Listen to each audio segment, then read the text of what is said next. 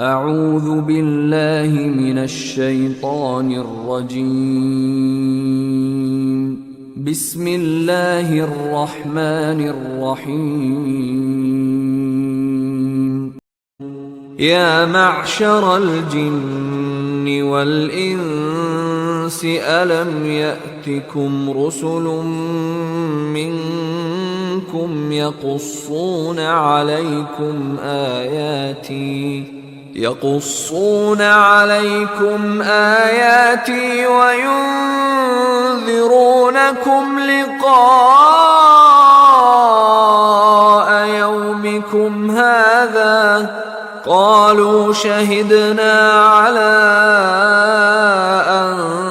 أنفسنا وغرتهم الحياة الدنيا وشهدوا على